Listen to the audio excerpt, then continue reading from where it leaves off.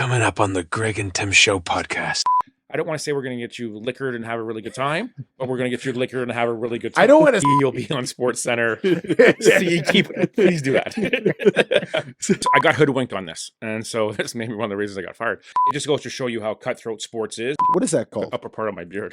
It's not upper The upper beard. You can't call. I get a call from Milt. He's like, "Are you looking for a new job?" I'm like, "How do you know?" Because I just gave you the best reference in the world. Congratulations, you got the job. I know we did a lot of sports today for Jasmine. That was the reason. Get your earballs ready. Welcome to the Greg and Tim Show podcast. Take time to sit back and relax and enjoy the show. Here are your hosts, Greg and Tim.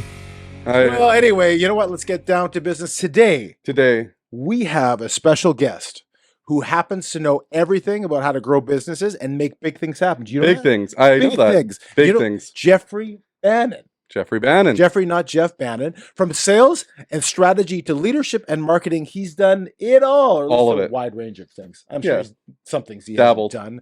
But beyond the business world, Jeffrey's got some great stories and insights that we're going to try to pull out of him from his time with the Blue Bombers. And you know, he worked for the Edmonton Oilers. You know that? Yeah. Yeah. We're going to try to FaceTime Connor McDavid later. Yeah, and we're going Good to answer. talk about some stops along the way to in Regina. They got some great Yeah, stories. He made some stops on the way to Regina. That's right. Yeah. Yeah. So let's dive in. Jeffrey, welcome to the show. Thank you. Welcome. Pleasure to be here. So before we go on with any other questions, I have to make a couple points here. Number one, I told this is directed to you, Greg. Okay. I told you before we started the interviews, we can't talk to anybody that has a better beard than either one of us. Okay. And and I saw a picture. I had not seen what you look like Yeah. until earlier this week, and clearly the man He has a wins. majestic beard and mustache combination. Thank you. Whoa. We're going to get to beard. Okay. So me and Tim have this debate. Yes. Is it a beard and mustache or is it all one beard? I don't use the term mustache at all. Exactly. Wait, but this does Do you not say you have a mustache? I say I have a Well, you do have a mustache. It's right there. I have a beard. Again, two things can be true at the same time. This is a beard. Yes. This is also a mustache and a Yeah. beard. What is the thing above your lip? I think people that just say they have a mustache can't grow a beard. That's why they say. Okay, they but have a what's the mustache. thing above your lip? What is that The called? upper part of my beard. It's not an upper The upper beard. You can't call that an upper beard. Hey, it's the- my upper beard. Okay, upper beard. All right, I'm He getting. came color coordinated today too. Did you notice that? Philly's I hat with did the know same that. colors. Yeah. I did know that. So that's the one point of contention. So we're going to talk about that later on. Okay. Maybe I need a bump in my salary for this week, which is zero. So we're gonna get you 10 times your salary this week. 10 times. Yes, I 10 agree. times zero. Handshake. You actually owe me more money than. Let's not delve into that. And secondly, we have something else in common. You grew up. I live in the north end of Winnipeg, Mhm. and you grew up in north end Winnipeg. Is that correct? Over 30 years in North End. Yeah. So you're a north ender, and you said when we asked you what would you like to drink, water, beer, vodka, you said tap water because that's how we take it in the north North end. End. Straight up, brother. North End. And think was the and response. you got him a. I see you got him a good glass of water there. The water's over there. over there. We can get. So is this a technical thing again? no? We can call. Okay, we'll be right back. Those lonely pound puppies really need to be rescued. Pound puppy, I'm so glad to find you. Put that lonely puppy pound behind you. You need a name.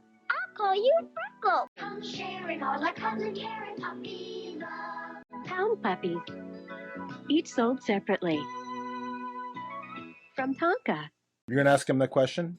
What's that? What's the question? Just context in his phone. Oh, you want to ask the question with his contacts? We in his talked phone? about how we were going to start the whole thing. I Right. laid it out, but you didn't. Welcome back from the commercial break that we Yeah. just had. It was 2 seconds. What was the commercial? It was Pound Puppies. What's pound puppies? You don't remember Pound Puppies? You remember Pound Puppies, Pound right? puppies. Jeffrey remembers Pound What's Puppies. pound puppies? Those What is little- that? You bought stuffed animals, but they had like names and they were from the pound, and you got a little They came in cage a with little box. Yeah, Yeah. like a Happy Meal box, but like dogs. I grew up in the north end. I didn't have money. them. You didn't have money. Tim wants to know. Yeah. Oh yeah. On the way here, on our way home from work today, we had a pre-show call. We try to do these before we talk to our guests so that we're on the same page. Yes. And we're sort of on the same page, but we'll go from here. We did it once. Tim would like to know, Yep. who's the most famous person in your phone? Milt Stiegel. Milt Stiegel. Prove it. I just wish it was his birthday a couple of days ago. I just wished him happy birthday. Oh yeah. Say just call him and say I want to wish you a happy birthday. When he says you already called me, say sorry. Actually, I'm so getting- a funny story about Milt, Yeah. if I don't mind. So Yeah, you go I ahead. got this. Milt's one of my references. So when I actually applied for this job, I didn't think I did well in the interview. Okay. So I didn't contact Milt. Like it's a pre-game day. I get a call from Milt. He's like, "Are you looking for a new job?" I'm like, "How do you know?" Because I just gave you the best reference in the world. Congratulations, you got the job. right. Oh, they actually told Milt. Yeah. So We're gonna give him the job. We worked. So, but you and called then, us. and then to have Milt Stiegel as a reference on your job. I'm proud to be able to have that, to be able to have that opportunity. Yeah. But that's the last time I'll ever not tell Milt what I'm doing. Right. So Right. Yeah, because you put his phone number on your resume. his email, the whole deal. Oh, So- the email too. Oh yeah. So now they know. So one Mr. Milton Eugene Stiegel. So we asked Doug Brown if he would call Mel Stiegel if we did a contest. There we go. What's that phone number? I just want you to prove it one more time as I just do that again. And then just so you know, because I'm seeing Milt next month on Sunday, I just wished him a happy birthday, hiding his phone number. And so yes. Yeah. Let's see if I got We wouldn't the. show his phone number. Let's see if I got that. Oh, I got it. Yeah. The happy There birthday. Good job finding the phone number. Thank you. The interview's over. Yeah. So we did a contest with Doug Brown when he was here, Yeah. and we did a coin toss in the spirit of football, and we had a 50-50 chance of him calling Milt Stiegel, because he said if we won, he would call him. He said, but I don't care if I have to call him because he's not going to answer my phone Right. anyway. Yeah. So he said that it doesn't matter either way. So we lost the coin toss, and Well, Doug Brown would be a close second in my phone. in your phone? Yeah. he lost the coin toss. Yeah. No, Doug got to call the coin. No, So I didn't pick the coin. Yeah. Okay. You wanted the two-sided coin. That's why. Yeah. Those are only in the North End. I couldn't find them in Transcona. They're all over Transcona. Yeah. Oh, good time. So we wanted to chat with you because if you don't know who Jeffrey is the general manager of the new Steinbach Event Center, Southeast Event Center. Southeast Event Center in Steinbach, Manitoba, That is correct. which is opening roughly Mid-March. mid-March right now. Yeah. So Jeffrey is going to be overseeing the entire event center there. So we wanted to talk a little bit about that. We want to talk a little bit about your history. We know that you have history with the Bombers, with the Oilers, and branding, and all this kind of fun stuff. And also, I believe Tim Hortons Hortons as for well 4 years. for a little started at while. McDonald's 13 years. Canadians for a little while. Canadians. Yep. It's So a Jeffrey little bit of everything. Jeffrey has a contact for every business in Winnipeg. Yeah. So if you need a contact for a business, Jeffrey will have it for you. Yes. But now he lives in Steinbach, In the community that you In work the community. Yes. the automobile city. It's worth the trip. Yeah. in. How does it feel to be a bit of an outsider because you're not from Steinbach? No. And some of these communities, they're kind of leery about people who haven't lived there for a while. So have you been making a dent in the community and them embracing you as one of their own? It takes time. It Yeah. takes effort, and it takes a lot of face-to-face meetings. Right. I don't like Zoom. I don't like those type of meetings. But Steinbach is such a small community, and when you say Steinbach, I'm also talking like Mitchell, St. Anne's, Blumenort, even Niverville. So you have to make those connections, and 100%. But then they also understand the job that I'm doing and what I'm there for. So it does give me a little bit of instant credibility. I just can't lose that credibility, right? So I try to keep my mouth shut as much as possible. You just got to bring the Schmonfach into the meetings more often for the And the Rempels and the the Sawatskis. beer does help because Yeah. I do right. I fit in, but And he's now known as Jeffrey Reimer. Well, that'll help. yeah, Yeah, for sure. Like Bannon, what is that going to do, right? no, That's not gonna that do Irish Catholic name will not. It's not from there. Yes, It's not from Steinbach. no. Or Jeffrey Rempel. Jeffrey Rempel. That's I gold. know a Jeffrey Rempel. Well, of course, there's the Jeff Rempel. Jeffrey Rempel. Yeah. It's There's true. probably 74 in Steinbach alone. So tell me, what's the first... You've never lived in Steinbach prior to moving there to help this open played up? football, coach football with my son at the McDonald's home. When I actually drove into Steinbach the first time, because I live in the south end of the city, I was amazed. I'm like, oh my God, they got a dry cleaner. More than one grocery store, more than just a Walmart. So the city has everything that you need. And if you do it's eventually probably 25, 30 years, it'll rival Brandon because it is growing so quickly. I feel confident about that, what we're starting to do, how the community is starting to grow. And the biggest difference coming from living downtown Edmonton, where all you heard was sirens and everything, the Steinbach to peace and quiet, sometimes it's scary how quiet it is and how peaceful it is. Yeah. Yeah, because you can only hear the screams. Screams? I don't know. In Edmonton, you can't hear them because of the sirens. Yeah. That's terrible. I heard the Steinbach's actually getting a Qdoba as well. It is, and a Taco Bell.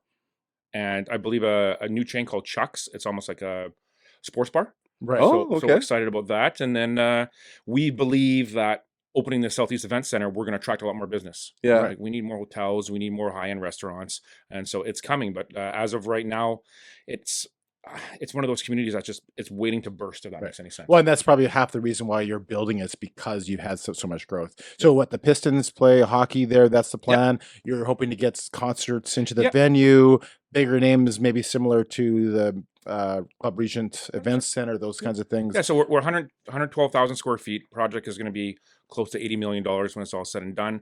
Hockey over 3,100, concerts 4,000-ish depending on the stage. That's a pretty good amount. I think you have, so the artists that come through to play Canada Life, that's not our genre, right? Those are 15,000 or 12,000. Exactly. Burton Cummings, that's 1,800. The casino. So we're in that, and what we're finding out now is in the Winnipeg area, take away Brandon, if you're going down number one on one of these artists, you can't, and those locations are already booked, you just keep on going.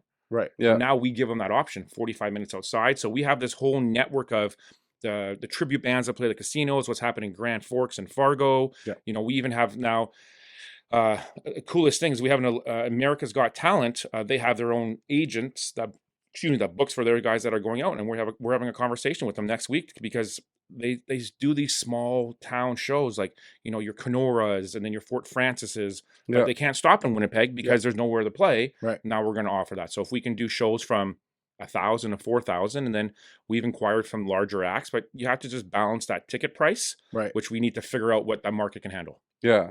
And then what the artist would charge, I suppose, right? That is the artist, the staging, all that right now, and we're getting a lot of the writers that are in, and it's very entertaining to read what they want and what you need. And for coming from the sports background, learning this entertainment concept it's beyond exciting, but it's also like, I don't know what that is. It's an amp, you know what I mean? Or it's this ramp. I'm like, I don't know what that is. Google helps a lot, and then hopefully you partner yourself with great vendors that can help and take care of you. Because as an operations person, I just want our customers to come in and go, "This is awesome." Have you booked artists yet for a concert yet? No, because we don't have a firm opening date yet. Okay. We have Speed Dial is ready to go. I heard it's Taylor Swift. Yeah, Taylor Swift tribute band. Yes, I remember Taylor Swift. Taylor Swift was the first show at the stadium. That was the new stadium. The new stadium. Yes, My daughter and her mother went. My wife went. Do you find it weird that Winnipeg doesn't have a venue that has 4,000 to 5,000 people? I think we need more. I think Winnipeg needs a couple of those because this is a sweet spot, I believe. And you just look at the job that True North has done, both nonstop. Like I bet you the Burt was bigger. Like I remember when Matt Rife came through, had all those sold out shows. My daughter said, "Hey, I need a ticket." I'm like, "Okay, I'll try my best." Pull a connection, $300 something. I love you, but I don't love you that much. You know what I mean? But then try to get tickets legitimately, can't. And then maybe he does a couple shows at our venue where instead of doing 5 nights in a row or back to back, we can do 2 or 3 nights. Do those 3, and it's even still intimate, 100%, right? Because it's not a giant venue that's just been squished down to 5,000 seats. It's a 4,000 seat venue, right? And the cool things we have like 9 suites, we have premium seating area, and it's all when you walk in, no matter where you are. It's almost like Princess Auto Stadium. Sorry, if you're in line for something to eat, you just turn around, the stage or what's happening on the ice is right there. Yeah. So I like that concept versus some arenas where you have to actually walk through to. I don't. That's how some of them are built, but I really believe that the more mingling now, and I think sports is more social scene than not a lot of people like to sit down all the time. Yeah. Like I love the Rum Hut, but then after a while I'm like, too old to be here, got to move on. Right. Where back in the day I'm like, ooh, woo, right? And so then I see my kids in the run hut. I'm like, oh man, I'm old. I gotta go. Yeah. But then it's the whole social aspect. I Which think is why a sport like baseball, we always talk about Yeah. baseball. You don't have to like the sport Yeah. to enjoy going to a baseball game. It's the nice And if weather you outside. go to ballparks, they're hot generally tub, open. You Like see the concourses city. are always open, Yeah. so you can view into the game Yeah. at any moment. Yeah. That's what they did with Princess Auto Field, Yeah. IGF, when it first opened, Yeah. was to be able to see the game from anywhere around the stadium. That's the Right. one thing that Regina doesn't Saskatchewan have. and Regina, they didn't do very well. You Yeah. can't see the game from their concourse, and Yep. it's almost That is the one downside. almost cavernous in their concourse Yeah. because Great it's not stadium, but open. that would be the downside. the too. outside of the stadium, like the seating is Yeah. great, Mhm. but the sight lines aren't great, right? Well, So just look at Shaw Park, Blue Cross Park. Sorry, Blue I Cross think- Park, yeah, they're I all know it changing. changes, so I can go to a very- game as I love baseball. I can go to a game. I can leave the game, hear the train, smell the beer, smell the popcorn, have some peanuts, hear the crack of the bats, hear the crowd cheer. I would even go and mark score if I could, like back in the day, Yeah. and then be done. I'm like, oh, they won or lost. It does. Baseball to Yeah. me I think is very romantic. People are like, how can a sport be romantic? I think it really is, and it tells a tale. And then depending what side you're cheering for, you're going to win or lose. But baseball has so much going on besides. Okay, so you said I agree with what you're saying. People that don't like baseball don't understand it. So you use the Yeah. word romantic, Yeah. and in a kind of dramatized way. Yeah. I know dramatized is probably not a word, but I want to ask you a Dramatic. question. Dramatic, sure. I want to ask you a question Yeah. because we argue about this from time to time. What is your favorite baseball movie? My favorite baseball character is Wild Thing Ricky Vaughn. Good one. It's tough to beat The Natural. I'm gonna have to say Bull Durham. Ah, yeah! Woo! So He hasn't watched the whole thing, and he I calls haven't. himself a baseball fan. I am a baseball fan. And I And he haven't likes seen the whole movies, thing. but he refuses to watch it. He said, "Oh, I watched Bull Durham the other day." He told me. Yeah. He's like, "Oh, So- at least the first 15 minutes of it." No, it was the first 45 minutes. But here's the thing with Bull Durham. It Yeah. came out when I was a child. Yes. And I loved baseball and I watched baseball movies. But as a child, I wasn't allowed to watch Bull Durham. So I fell in love with Field of Dreams. I fell in love with The Rookie. I Yeah. fell in love with The Sandlot. And Major League was probably like, I'd watch it when I was a little bit older. Yeah. And it was a great movie too, but I can't get over the Field of Dreams and The Sandlot because those ones are my childhood. Yeah. Right? So those are the movies I watched as a child. You lived in the North End. You Yeah. were a Oh, heathen. and you watched Bull Durham. I was an only child, Yeah. single parent household, and so basically, if it was on TV, no one's going to tell me I can't watch it, Yeah. right? So yes, I'm of course older than him, significantly older than him, even though we look very similar in age. I am quite a bit older than him. So yes, I was able to watch what I wanted to watch when I wanted to watch it because I didn't have the supervision. So I kind of lose on the Bull Durham thing, right? Yeah. Because I haven't seen the full thing because it wasn't around then. But I like Moneyball. Moneyball is a Phenomenal very movie. good Yeah. movie. Yeah. And just like the cinematic parts of Moneyball, like the music and there's just a feeling when you watch a baseball movie that you don't get when you watch a hockey movie, Right. right? No. The only movie that comes close in other sports is Any Given Sunday. I was just gonna say that. That speech is one of the best speeches I've ever heard in my life, and Right. then it just goes to show you how cutthroat sports is. But then to me, like Remember the Titans to me is Yes, like love that movie. We Are Marshall, like those movies Yeah. you can't compete with. And then even want to go back to another baseball movie, like the story of 8 Men Out. Yeah. Yeah. Like, I had to watch it a couple of times, and I probably have to watch that again. But when you talk about fixing in sports, Right. Yeah. and I was going like back in those days, but Al Pacino and I heard an interview with Aaron Eckhart the other day speaking about Any Given Sunday, and there's times when they just put him in scenes Yeah. and said ad lib and go, and then Yeah. you got Lawrence Taylor there, you got LL Cool J, Yeah. you got Jamie Foxx, and like this is the who's who of who at that time, Yeah. Yeah. and then to me it just the cinema. Oliver Stone, Oh, it's right? I don't want to say movies are gorgeous, but that's a gorgeous movie. Yeah. Well, Yeah. speaking of ad libbing in a movie and baseball, if you're going back to that, we just were reminded of Major League Yeah. the other day when Bob Uecker passed away, Yes. and that brought me back when he was saying of our childhood, and watching that movie and watching Mr. Belvedere too. So that was that was a loss for. That's for 90 baseball. years old. He lived a long life, and he was a Milwaukee Brewers broadcaster for He's a legend. right. Much of that man can walk around Milwaukee, just like Milk can walk around here. Yeah. Right. Or you know what I mean. Or you can Timo Solani or Dale Howachuk. Yeah. Like, those are the legends, and Yeah. Euchre was just amazing, right? Oh, another person that sat in that seat, Kurt Keelback. Ooh. Kurt Keelback was the first person to sit in Taking the that fair with seat. Well, let's see. And his book is right beside you, actually. 2 minutes for talking. To myself. To myself. Keeping on the sports topic. Tell me you're not a Phillies fan. No. Tell me you just love Well, the hats. Mike Schmidt, and then the color combo. My Converse actually matched, and then but the reality is I diehard Blue Jay fan. Yeah. I actually hated the Phillies obviously when Joe Carter hit the home run, but then you sort of feel like, I wonder how Mitch Williams feels.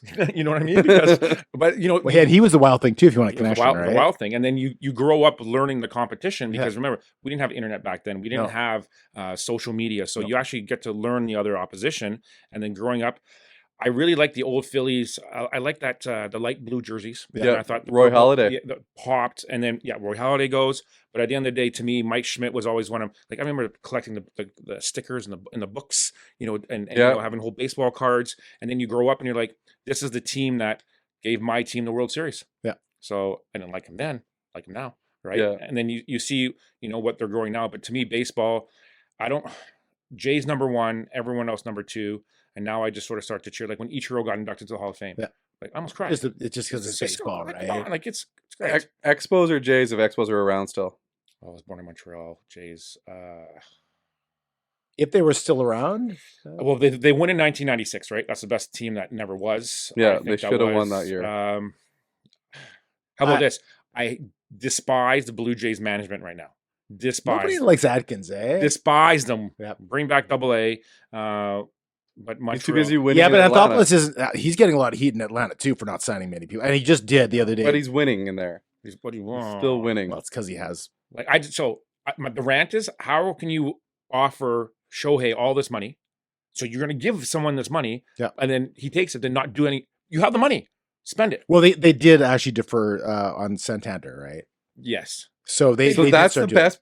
It's going under the radar right now, and we don't give Atkins the credit for this one, but the Santander contract, I saw that was deferred.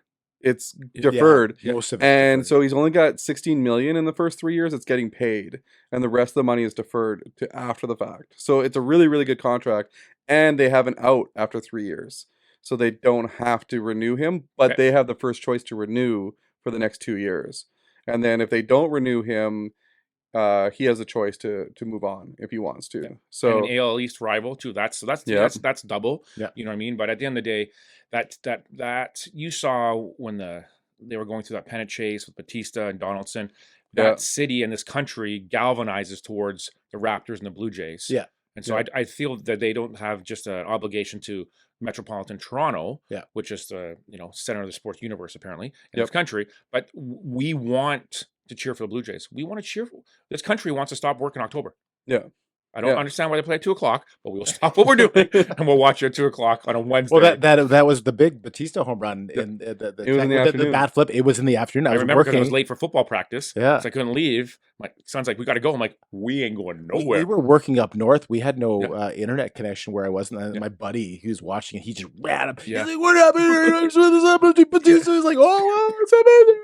Yeah. Anyway, that was his voice went really high too. Going back, maybe talking about the Dodgers a little bit. I had this question for you.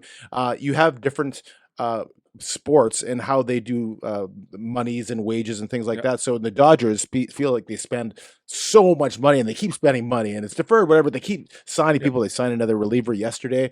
And then you have in the NFL where they have a situation where it's maybe controlled a bit, but the result in the NFL, but you have the Kansas City Chiefs, that are playing in their third straight Super Bowl, right? So even though the team has become a quote unquote super team, and within the structure of whatever it is, the salary cap, right? First of all, maybe back up a little bit, but the question: do you think fans like super teams in their sports, or do you find that they like more parity? Because it seems like you would like more parity, but it seems like we gravitate to the Golden State Warriors and the New York Yankees and the Los Angeles Dodgers and the Kansas City Chiefs. Like, what do you think? New England Patriots back in the day, right? The current Winnipeg Blue Bombers. If you're those, so when we were with the Bombers, everyone loved us because we weren't winning. Yeah. Now the Bombers start They to just win. hate us. It's Now everyone hates the Bombers, Yeah. and you see this because they're winning. But if you're that fan base, Yeah. no disrespect to any. So we know a couple Kansas City Chief fans. I One of them is part of your crew, did not want them unfortunately. to win. along with apparently no. I was cheering for the Chiefs, by the way. But now that they're going for 3, but then Yeah. I also think, well, I want Philadelphia to win because I think Mr. Barkley deserves a championship for everything that he's done. Right. And another one of the teams I don't like is the New York Giants Yeah. because you don't know how to. You couldn't even run a donut shop or an ice cream stand. Yeah. And so now to me this is a little. But then you look at a guy like Andy Reid. Yeah. His coaching tree is maybe next to Bill Belichick. I don't know what it is, but they're winning because people are buying into a system and who he is. Yeah. And I think he's more likable than Bill Belichick. Oh, 1,000%, right? So, but to Bill Belichick's not dynamic in his personality. no, Well, neither is Andy Reid. no. Andy No, Reid's he not can't- dynamic either, but Andy Reid is so understated Yeah. and so quiet. When he speaks, people listen. Whereas when Bill Belichick speaks, not a lot of people outside of the team Andy has that really Uncle care. Andy kind of a character where has a big mustache and he's Does he have a beard and a mustache, or just a mustache? beard and a mustache, and he kind of gets lovable. He does. You get that just from him, and whereas Belichick, it's like, what's he doing? It's secretive, Belichick's closed. like the evil empire. Well, yeah, Bill Belichick is like Emperor Palpatine. Yeah, that's He's got the hood on. That's what he is. He's very evil looking. But when you win, remember it only matters inside the locker room, and now outside the locker room, I think the country is going to be divided. I think, or the watching audience, but I think more people would have watched, say, if it would have been Washington versus Buffalo. Right. But now you're watching this and going, I don't care. I've seen this game before. I've seen this game before. I don't care who wins. Yeah. But then remember, the NFL does what the NFL does. Did you hear that all of the league got together and got all the refs to make sure that the Kansas City Chiefs made it to the Super Bowl? Didn't you hear that? It's all over the internet. I heard that. So it must be true. It must be true. And the story makes a lot of sense because that would logically make sense to do that in a professional sport. So from my background in retail, you know this, the Kansas City Chiefs fans are not going to buy anything unless it says to repeat. Now, where the Eagles fans will buy anything. So if you're the NFL, I think you're sitting there going, Yeah. merchandise-wise Yeah. and licensing and everything, it's sort of a, who do we want? But I think Kansas City is going to run into this bit of a problem soon where Tyreek Hill is a perfect example. He thought he chased the money. Can you imagine if he was still on this team? So that's, I don't think you're going to see too many guys like that happen much anymore because I don't know about him, but I'd rather have 3 rings on my fingers. Then chase the extra $3 million. Yeah. And Well, some players, they're in it for winning. Some players are in it for themselves, their stats. Which paycheck. player has more babies born than touchdowns this year? Was that Tyreek Hill? That was Tyreek Hill, yes. Anyway, you say the fans, like they always loved the Bombers when they were losing. Yeah. Like they didn't hate them as much as they do now. Other teams fans, yes. Yes, other teams fans, and that's exactly what I'm going to say. Yeah. Other teams fans loved, the lovable Bombers. Yeah. And the Bomber fans were like, this team, right? And now the Bomber fans are like, yeah, our team. And the fans that are outside of us. So it's kind of a mixture. Yes, it is. If you're the Cubs and you haven't won a championship in 85 years, people love the Cubs. Everyone loves the Cubs. If they start to 100 win, some years. yeah, whatever it was. If they start to win championships every year, You hate the Cubs, right? Well, it's like the curse of the Bambino for the Red Sox, right? They were Everybody lovable losers. loved When the that ball goes Red through Sox. Buckner's, I remember cheering like crazy when the Mets won that. I see it right now in my head. Yeah, series, yeah, right? yeah. And now they've Mookie won Wilson. a few. And Yeah. they're almost not as hated as the Yankees because nobody hates a team like the Yankees, unless you're a Yankee fan, of course. But Boston's, they're not too far behind, Yeah. right? Yeah, and so it's kind of that love hate, like. Yeah. And the one thing with baseball though is that I would want to go to a Boston. If I went to Yes. Fenway, I would be a Boston fan for the day. 100%. Right? The same way I go to Yankee Stadium. Tim hates this. When I go to Yankee Stadium, if the Jays aren't playing the Yankees, I'm a Yankees fan. 100%. I agree with you. I'm Because the the crowd- total opposite. I was at Fenway and I was cheering for the Pirates. And I was in New York and I was cheering for the Orioles. No. So okay. So Very quietly, of course. So like, I'm not going to like Vegas and cheering for the other team. I'm not going to the Cleveland Browns and cheering. But those iconic stadiums. Yes, I may. Oh, wearing a Yankee cap would hurt. But at the end of the but it's an AL East rival. Yeah. You know what I Yeah. mean? But you go to any other park, you Yeah. cheer for that. And I think with baseball, you can sit like, imagine going to PNC Park in Pittsburgh, or you just sit there and you're like, or in San Francisco, you look out Cubby's Cove. Yeah. Like, to me, it's more about the experience than the team you're cheering for. And that's why New Era sells so many hats, because and I remember seeing this a long time ago, outside, you go to a Boston game and, you dump a Yankees hat, they give you a Red Sox hat, and I think that's for your personal safety. Do they give you like a full price, like It's expensive one? probably a promo hat, but it's like, do you want to be safe? Because I just gonna buy. I bought a Yankee. I did buy Yankee hats for when we went to Yeah. New York for our family. Yeah. At least 3 of us or whatever. But they were on the Brooklyn Bridge, and they were like Yeah. the The Velcro ones. the $10 ones, right? Yeah. So it's like when you bring a baseball from home. And then you have it in your back pocket. When you get the real baseball and you have to give it to a kid, you flip the baseball from the pocket. A, that's evil. B, you'll be on Sports Center. C, please do that. So we went to spring training this year, Yeah. and we like to shag balls, right? And most of us, as long as we get one, that's all we really need for a souvenir. And we went to 5 games, right? So we're going to the pregame thing, and we're watching batting practice, and we're sitting around. I'll get a ball, and like there's no kid around, so fine, I keep it, right? Next ball I get, there's a kid, I'm giving it away. One of the guys in our group didn't get a ball at any of the games, and at one of the games he got the ball. It was tossed up to him during the Twins. It was during the game. It was a game ball, Yeah. so it was tossed up to him after the inning. Yeah. He caught it, and there was a kid beside him. So our friend is a young man of 52 years old. He was a 52-year-old. And I can't say what he does because he's a highfalutin kind of character with a big title. He's a president. Well, I didn't want to go that far. He's a president of something. I'm not going to say a country. I'm not going to say a province. Yeah. I'm not going to say that. Bleep it out. Yeah. So just to give you some perspective of who should be getting baseballs and who shouldn't be.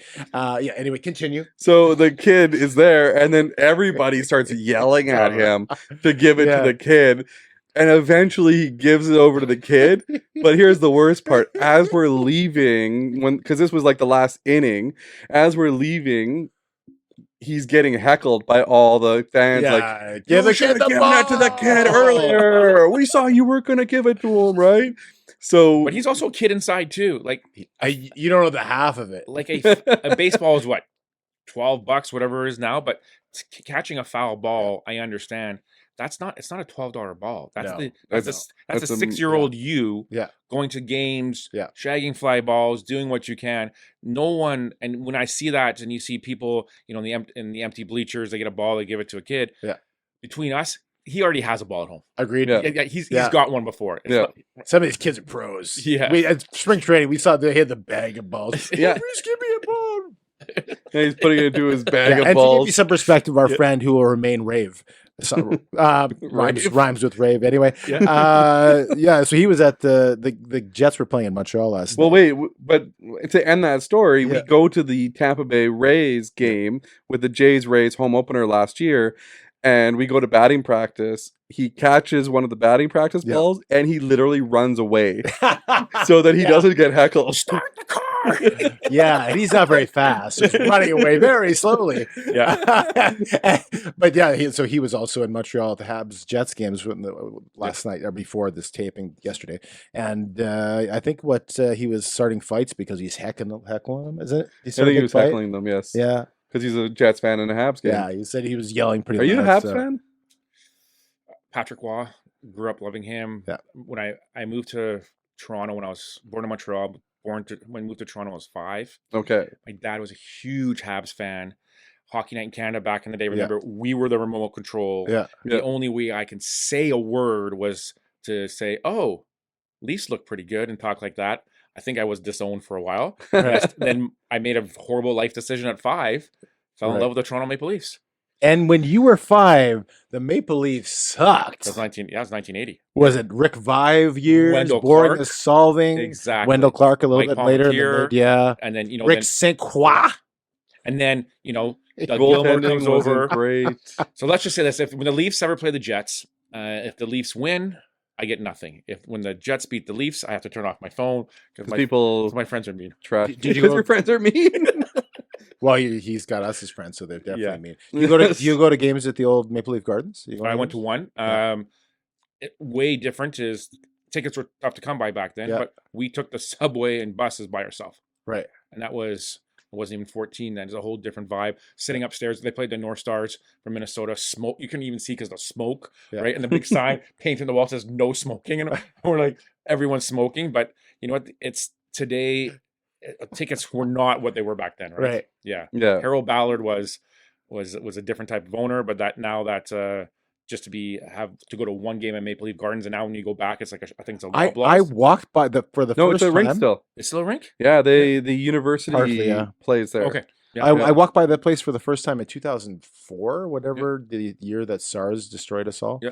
I think that was the year, and I couldn't believe it. I was like, I barely noticed it. It was so like the arena. It looks like the Eaton's building Yes. or like the Bay. Yeah. It's just it's a brick Tiny. building in the middle of downtown Downtown. Toronto. Yeah. Yeah. But yeah, only half of it. I think you're right. The Loblaws is on the top or the Okay. bottom half of it, so it only has half a rink now. But yeah, it's still. I just actually watched a video about somebody that wanted to tour it. You can tour for free.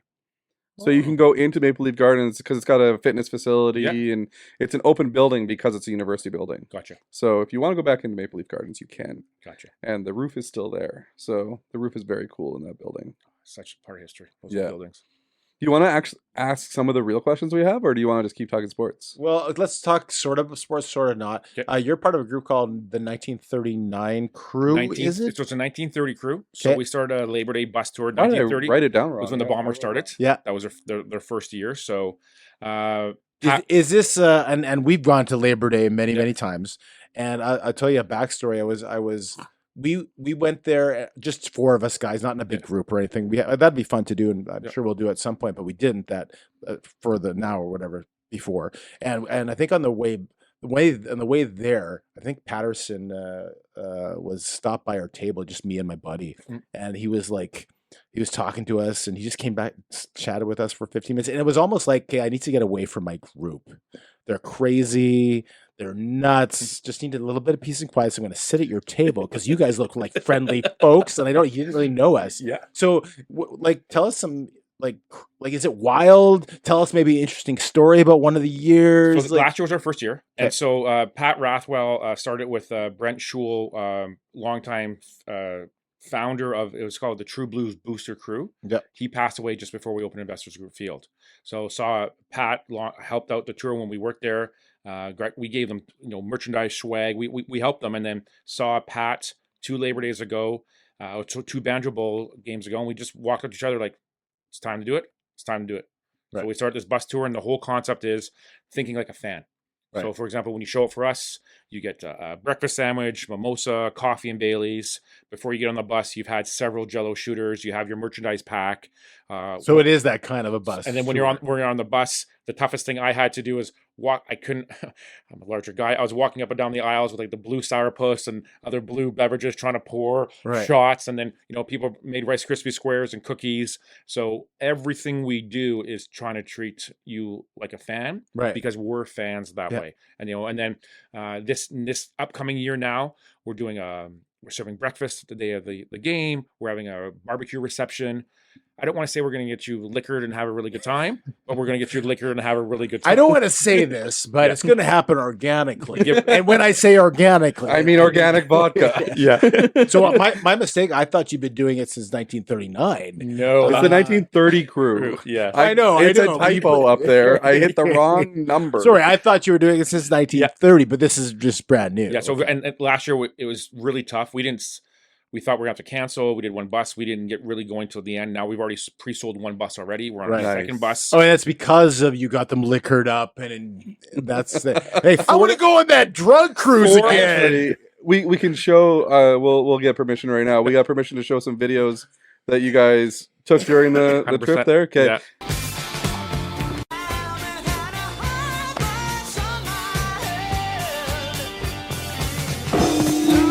So the videos there, like, everybody's having a good time. Yeah. You see the people getting on the bus; they look like they're ready to go to a football game. They're getting off the bus. They're at that pizza bar. What's that place called? The Strafoni's, and then we went to, and then that Wayne's World is a big tailgate. Yeah, big tailgate. And then, Wayne's World. Zach Schnitzy kept on singing Experience Regina everywhere we went. I didn't realize it was actually a commercial. You know what I mean? Back in the day. So now everyone's singing Experience. I can't even in my head, right? Shout out Zach. But at the end of the day, it just comes to the point where you have to take the dollars and cents out of the equation. And our first year was not financially successful for us, but that's not what it's about. Because we're sitting there, we're seeing everyone, and we're like, they're all smiling and laughing. Right. And then we sort of sent this little email after, hey, who would like to come back? And it's like email just explodes. And then they tell their friends. They tell their friends. They tell this, and so it's really fun to see it from the other side now. Like, do I miss my time working at the football club? I do, but I much prefer being a fan. Like it's not even. For me, a Blue Bomber game day. Greg, you remember this? It's a whole day. But now as a fan, it's a whole day. I got to mentally prepare. Yeah. And at this age, I got to take the next day off too because I'm getting older, right? Yeah. So yeah, but it's the whole part about the bus tour is to just treat you like a fan from a fan. Right. What did you do for the Bombers? Director of retail, sales, marketing, their little community relations. Try to do everything. Branding. If you ask Tara Maslowski, I was manager of brand development. I was always told to go brand something, so I did. So what he did was he took stickers and just put them everywhere. Everywhere. It worked. The jersey designs, I think we redesigned 6 jerseys. I think 5 were really good. The camo one, don't ask me about that. I didn't mind that. Wait a minute. Let's get to the camo one for a second. Where was the gold in the camo one, and why did Reebok get to choose that? So I got hoodwinked on this, and so this may be one of the reasons I got fired. So they came out. Breaking news. They came out to us and they said this design was aimed at the youth, the younger generation. So at that time, my son would have been the perfect demographic, and they said, we really want you to digi camo. The league is doing digi camo. Right. Yeah. Being an elder statesman in the league, I probably should have called everyone else saying, hey, are you doing the digi camo? Yeah. I didn't do that because I took Reebok's word. It was a massive presentation, really nice lookbook. I'm like, oh, this is awesome. Showed it to a couple players. They said no. I'm like, Reebok's doing this. Only have to order 600. Yeah. We can get away with this. And they had the whole military theme. It was nice and blue. Boom. They even showed it to a couple people around the office. We were good to go. Reebok, everyone is following the same pattern. Yeah. Yes, everyone's following the same pattern. Signed off on it, gone. They do the launch. I'm sitting there like, we're the only ones that did the digi camo. And then I remember, and Wade just started then. Yeah. I get a call to his office. He's like, you better sell them. I'm like, woo, here we go. But I got fired. There's 400 left. Yeah, it was 400 left. I got fired before they all did sell. But at the end of the day, it was one of those things where we took the word for the head office. Right. And we really, because remember that time Minecraft was huge, that whole, to dig into it. But you realize quickly, you can't go after a market that's not your market. Right. I remember once I went to Jerry Maslowski and said, hey, we have to go after the young female teenagers because we have everyone else. And then I got a really quick lesson in marketing. I remember Ace Burpee was there, Kim Babbage. We had this conversation. Go after your key core audience. That's who pays your bills. That's your bread and butter. The rest will follow. And then, and if they don't, you still have your core. You still have your core, and you never want to upset your core, right? Because I was really trying to go that different avenue to try to get them in. Because remember, at that time, the Bombers were struggling. Yeah. We weren't selling out. We weren't successful on the field. Once Milt left, we really struggled. Yeah. Milt left and Doug left, and then God loved Buck, but Buck was running for his life the entire time. So we really had a tough time, and we tried to diversify our marketing efforts, and then we sort of strayed. And then if I could, even now, what we're doing now is key core audience, the rest will follow. And the same thing, you walk through the Rum Hut now, it is like, they're not watching the game. You're not watching the game. You're paying a cover charge to go to a bar. Yeah. My daughter is, in her early 20s. That's where they go. Tim just bought the cheapest tickets so he can hang out at the Rum Hut. Very smart man. Actually, I got back into season tickets after I left when Mike Kelly came. I love Mike. I sent him. We had we might get him on the show because I have contact with him. We had Kahari Jones, and I knew they were thinking about releasing him. I like Lahari Jones, not the best No, quarterback. it was Kevin Glenn. Kevin Glenn, sorry. Kevin Glenn. Sorry, Yeah. Kevin Glenn. My apologies. And they had 4 guys in camp, and I knew they were thinking about cutting Kevin Glenn. Kevin Glenn, sorry. Yeah. I won't forget. He's so memorable. Yeah. Okay, sorry. Anyway, Kevin He's a Glenn. great guy. And I sent an email saying, listen, if you don't get rid of Kevin Glenn, because this is the record of all these 4 guys. They're unproven. Unless you get somebody else in there, Stefano Pirro. keep the Forrest. veteran. And he sent me an email back and said, I know the CFL. I know quarterbacks. Trust me, renew your season tickets. And I hadn't had season. I dropped him immediately, and I did not get him again until this year. This upcoming season is going to be his It's first my season first back. year back. So But welcome we back, did Tim. go to the 2019 Grey Cup together, and that's where I met Tim. Yeah. Was I'll go to games. I just didn't have season. I was a part of a group, Mhm. and very similar to your 1930 crew, right? One buddy knew everybody else, and he's like, "Hey, you should come with us. There's going to be 6 of us in a van. We're going to drive to the game." Yeah. We went to that game. Amazing game. We all, like, ever since then, we've really all hung out, and you get that core memory together, and Yeah. now you can grow, right? Yeah. Your crew, like your 1930 crew, I bet you a lot of those people didn't know each other when they started, and now some of them are probably texting each other. Some of them are We like, go to "Hey, games, we take pictures, we see the bus driver, we hug him, we take pictures. It's a little family because you have this little time together, but you have one common goal. yeah, A, don't talk to the enemy. B, beat the enemy. Right. C, outdrink the enemy. Yeah. Oh, okay, A and B first. But then we see it, and then even at Wayne's World, when all the other bus tours come together, it's like, that nod, like, when those Mazda's commercials and when the bikers do the peace signs, like, Yeah. just like, when you're walking down Regina, another Bomber fan, you're just like, yeah, I got you. And then it's that stadium to me is, I love that stadium. If you ever have a chance to go underneath that stadium, that is one of the best stadiums, I think, in North America. oh, underneath it, Oh, it's gorgeous. It's something that I think we missed the boat on that here, but Right. then obviously we're trying to learn from us. But the Yeah. reality is when you get together in that common goal of sports, love or hate a team, Yeah. I think that binds people together. Speaking of those camo jerseys, you have Yeah. 400 left. Yeah. We have a friend, if you bring it down to a cerern price, he'll buy all 400. yes, I will go to a local thrift store and see what I can find. I honestly, I actually liked the camo jersey. I didn't mind 'em. If the gray was gold, Yeah. right? Like if it was blue and gold instead of blue and gray, that would have been Yeah. the seller. And they actually went to the exact same design with their third jersey 3 years ago with the W on the front. They kept the exact same design, but they just went with the regular colors, Yeah. right? And they actually went with more of a traditional design with the sleeves and that kind of stuff. So you've been in various different groups. So you've been with the Bombers. Yeah. How long were you with the Bombers? Like 20 years? No, 10 years, 9 seasons. Yeah. 10 years, 9 seasons. Yeah. You were with the Bombers. You went, I believe, to Canadians from there, if Yeah. my memory serves me correctly. From there, you went to Tim Hortons, managing a bunch of Yeah. Tim Hortons. And from there, you've gone to the Southeast Event Center. But in the middle, you went to the Oilers. Correct.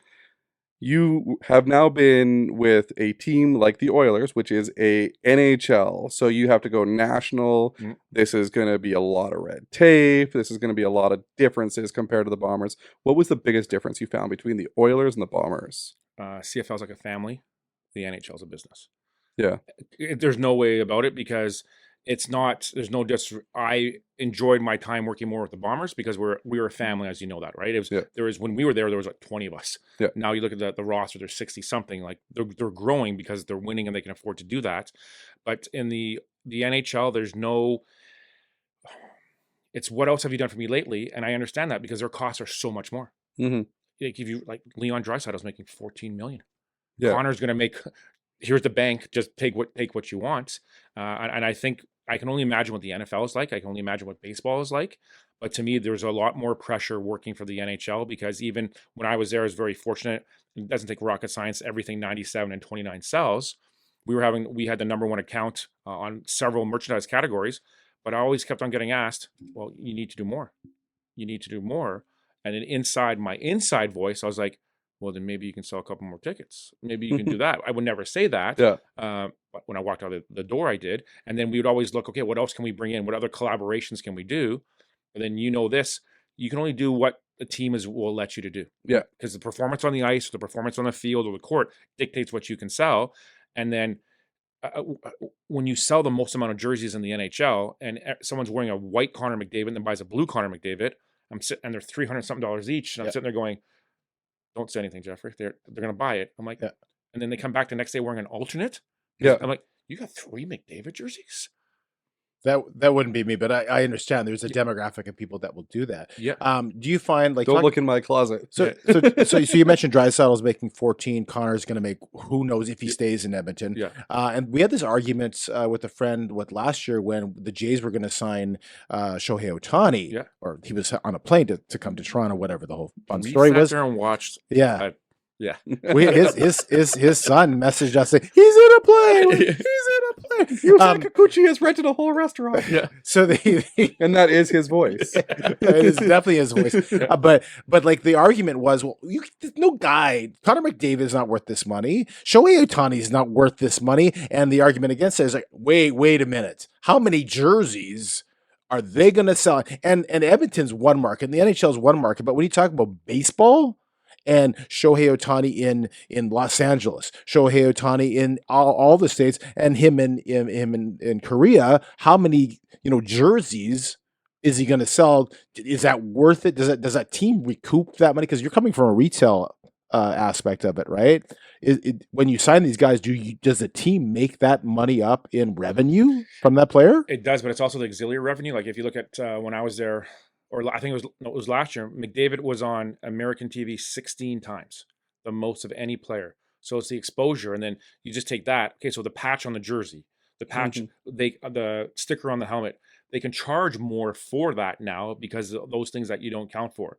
Jerseys, they only get a certain percentage, right? So it's Unless it's sold directly by the Oilers. yes, right? or the team. So then they get that in. But I'll take Shohei Ohtani. If he were to went to the Blue Jays, well, we're wearing Ohtani jerseys right now. There's 3 of us, 100%. Yeah. And we have more than one. And it's not just us. It's like, look at Kobe Bryant. And to me, one of the greatest travesties of all sports is Michael Jordan wasn't around in this type of era where everyone would be wearing a Mike. Like, it's not even close. Yeah. Like, that's the greatest Michael, Jordan, LeBron, whatever it is. But to me, a guy like Connor McDavid, a guy like Nathan McKinnon, I don't care where you are, they're worth every cent. And I think potentially they may be underpaid for what the value they bring. And if they win, then it's crazy that you could say it's Shohei Ohtani. I know a lot of it's deferred, but that he be underpaid. Like $700 million. What you just said, he's making $700 million. Even deferred, like even though he's eventually getting $700 million. But you're saying he could be underpaid. That's insane that you would say that. well, look at the money. It's the revenue they bring in. Yeah. And you have to look at it this way too. So the Dodgers aren't just selling Shohei Ohtani jerseys; they're selling all the hats to the new Dodgers fans that are now Shohei Ohtani fans, right? Like people didn't buy Angels hats until Shohei Ohtani played for the Angels. Like Mike Trout, yes, he sells a bit, but Shohei Ohtani, that's generational, and that's sold overseas. That's being shipped.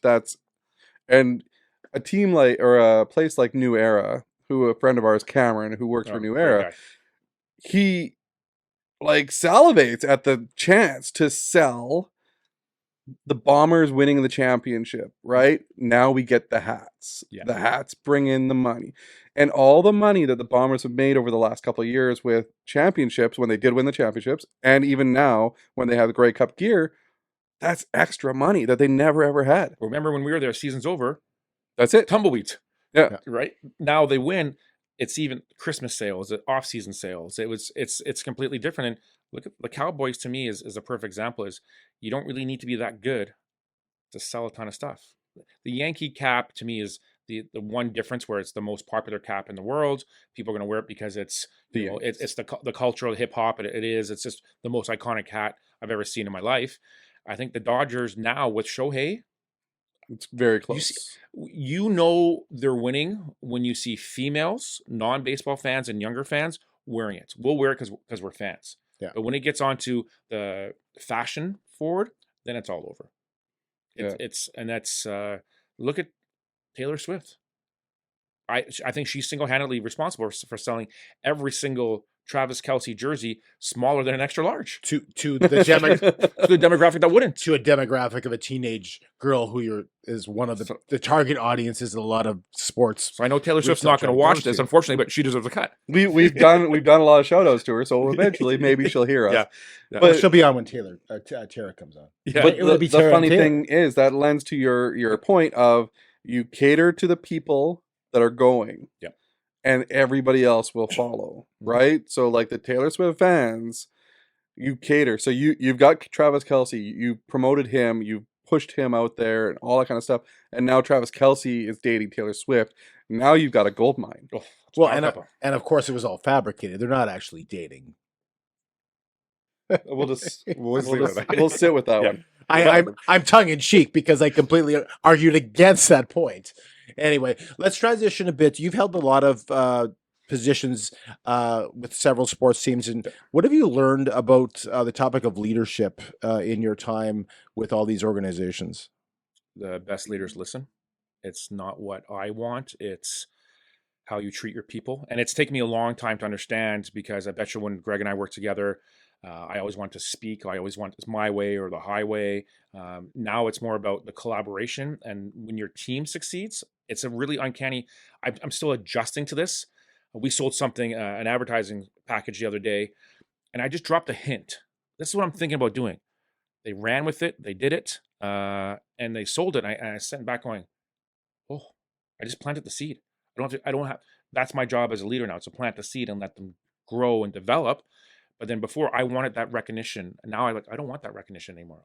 I'd rather see my people succeed, because I know when they succeed, I succeed, if that makes any sense. Right. So, but the biggest thing is treat your people. And I don't like treat your people how you want to be treated. No, you need to treat them better. Right. And you have to be available. So what I've changed my entire process. I have a large whiteboard in my office, and I used to write, Greg, everything I want him to do. Tim, everything I want. Now I cleared it. All their names are on top, and what they need from me, they write what they need. My whiteboard is full, but my job is to serve them. So that's how I've changed, and it's taken me a dozen years to realize this. It's taken me you need to spend more time listening. You need to spend more time planning, and then you hire people for a reason. And I have a notebook. If they ask me a question or they're sort of on the edge, I actually turn to a page and it says, "I hired you," and I show it to them. I hired you for a reason. I trust you. Yeah. And if it's not, then we'll figure it out. Yeah. And I like to say it's not rocket science what we do, but I really want them to learn and grow. And one day I tell them, you're going to take my job. Yeah. Just don't get me fired. Right. So, but that, to me, that's the biggest thing, is listening and then understanding and then standing more behind the scenes. Right. Because now I see it when we do an event or a concert or a game, I want to be behind the scenes all the time. Yeah. And I want to see people succeed and grow. But the most humbling thing I still need to do this is to listen. Yeah. I'm reading a book called Extreme Ownership. Okay. I'm halfway through it. One of our guests, our previous guests, told me to read it, and I'm halfway through it. Basically, the idea is, as a leader, the buck stops with you. Mm-hmm. So it's not about, these people do this and it's their fault, but whatever it is, it's my responsibility. I haven't communicated well enough if they are doing something incorrectly, and if something goes wrong, I take the ownership on myself. So it's kind of similar to what you're saying. So out of all the places that you've been, who's one leader that's really stood out to you that you could give this shout out to and say, like, this is the person that I've really learned the most from? I would say my time with the Oilers, when I worked for a gentleman named Mike Creswick, he's out of Arizona. He really taught me that. Jerry really taught me, at the end of the day, is it's not about what you want. And it was tough because I'm like, I'm the director of marketing for the Winnipeg Blue Bombers. Just what you want to do. And he's like, you're not selling a game to yourself. Yeah. And I'm like, what? You know what I mean? And then through that course, Lyle taught me at the end of the day, and he said this to me once I'll never forget. He's like, as a leader, I'm going to give you rope. You need to decide what you're going to do with that rope. And so I didn't fully understand that. And then he let me learn from my mistakes. And so Jerry taught me a lot. Lyle taught me the way to manage people and expectations, but Lyle also taught me that maybe a little bit too late in my career is because what he went through for cancer and how he started Never Alone Foundation is a job's a job. Like I remember one time he used to, Greg, we'd work the extra games and he'd close the office for 2 weeks. Well, I came in one time during the holidays and he was there. Yeah. He gave me, you're here too. he's like, "You have a young family." Lyle Bauer, I just turned around and walked out. Yeah. I stopped my car for a couple of minutes, like maybe he'll leave and I'll go back in. But you know what I mean? So those are the two leaders. And it really just taught me at the end of the day how to treat people better. But then also, and the advice I didn't take is to families first. Mhm. I may have learned that a little too late. But at the end of the day, those are things. And then last thing on Jerry is Jerry had a couch similar to this, and he had a little thing of jelly beans. And I know, and then he'd ask me, well, what do you want in there? And so I tell him what I'd want. And then whenever I walk in there and there wasn't what I wanted in there, sometimes I'm like, oh, he's mad at me. I did something wrong. But every time it'd be full, because he wants you to come in, he wants you to talk. Yeah. And then I really like that idea of people coming into your office and just shooting the you-know-whats. And then sometimes you don't need to always talk about work. Yeah, I remember an away game for the Bombers. Me, you, and Jerry, and I think Tara was there. We were watching the game in his office, and one of the memories that I have from that is you texting Brad Foddy, Yeah. and saying, "Hey, I see Odell needs a new jersey. He's being held every play, and it's all ripped up." Like, I think this was probably like my 4th week, right? And I'm sitting there watching the game with the vice president of marketing, with Jeffrey, the director of branding, and Tara, who's Jerry's daughter. But yeah, like, and then Jeffrey just texting Brad, "Looks like Odell needs a new jersey. He's being held on every play." So, and that's Jeffrey just thinking about merchandise every second of the game, right? So one of my best, Doug Barry. So I love Coach Barry. He came in one time. He says, "Hey, I hear you like to decorate coaches and make us your models. Just so you know, I don't wear hats, but I'll wear whatever else you want." I remember I got the Milton leather jackets. I got everything. And then it was to those point where you have to put, like, even now, I love what Coach O'Shea wears. Because he's wearing the merch. He dresses like a fan. Yeah. Right. Like, to me, that is, and then Bill Belichick to me was great in a way. Like, how many hoodies in the back of the store in New England Pro Shop are cutting off the sleeves until they finally made those. But I think to me, coaches in any level, I would love the NHL coaches to, like, Torts now wears a quarter zip with that. But I watched the Celtics game the other day. Their entire coaching staff, all in green Nike quarter zips. I'm like, that is slick. Well, they mandate that, right? Yes. You have to Well, wear no, certain it's things. actually a new rule since COVID. During the COVID days, when they played all in Florida, they let them wear tracksuits. Yeah. And they always had to wear a suit on the sidelines until then. And then after that, they stayed with the tracksuits because they could sell more merchandise. Because now you're selling the stuff that the coaches are wearing. Mhm. The worst coach that you ever had, and I remember you telling me this because I was there the year after that, was unfortunately Mike Kelly, because he would wear a suit and a tie every game on the sidelines because that's what his dad wore. Yes. And that, to me, when he said, he was very open and honest in the beginning, he said this, but the great news about that is when he had his infamous press conference, he wore that gold, I still remember that gold hot jacket. Remember what we call that? Yeah. I'm like, good, bad, or indifferent. And Coach Kelly said this many times, there's no such thing as bad press. He proved there wasn't, because, sure, fans got mad at him, but we sold it because they saw it on TV. You know, I think I have that one in my closet. Oh, it's one of my favorites. Yeah, I agree with you. And if you get a good coach, that, like, I look at Mike Tomlin in Pittsburgh, like, the guy's head to toe in gear. Those coaches, even like Kevin O'Connell with the Vikings now, head to toe in gear, right? And Sean McVay, like, even with what's going on in LA, LAFD with the Rams logo, instant seller, and that's probably a charity.